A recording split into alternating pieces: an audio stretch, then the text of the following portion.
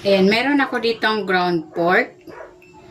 Ipiprepare ko na yung gagawin nating meatballs. Maglalagay ako dito ng chopped na shrimp at ng tengang daga or wood ear mushroom, chop, bawang, sibuyas, spring onion. Maglalagay din ako ng isang egg, cornstarch. Titimplahan ko ito ng asin,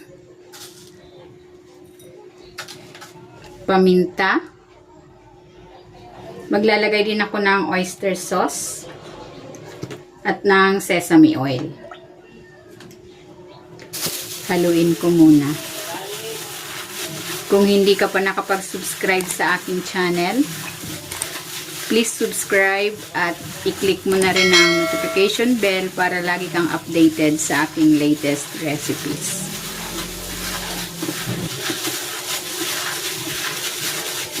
Ayan, okay na ito.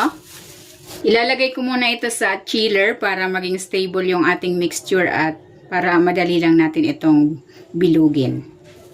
Ayan, meron ako ditong 1 cup na malagkit na bigas. Ito ay binabad ko na sa tubig for 4 na oras, 4 hours. Ayan, kukuha ako ng 1 kutsarang mixture.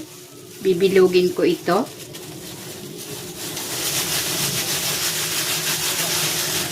Ayan, ganyan lang.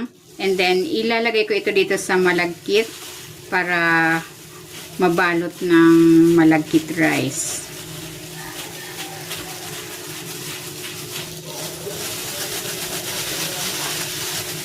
Ayan, ganito lang. Uulitin ko lang ang proseso hanggang sa maubos yung ating mixture. Ayan, ito na yung meatballs. I-steam ko ito for 15 minutes. Gagawa ko ng dipping sauce. Maglalagay ako dito ng toyo, suka, asukal, chili oil, sesame oil, at sesame seeds. Haluin natin. Ayan, okay na ito.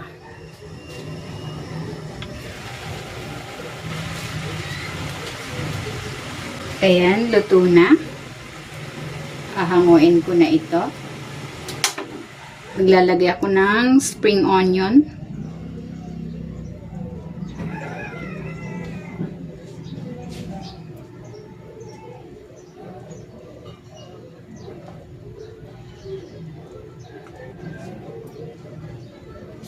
Ayan, ready na itong ating steamed sticky rice meatballs.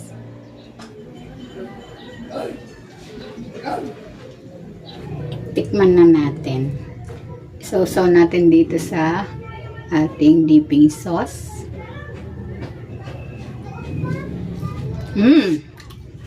Sarap.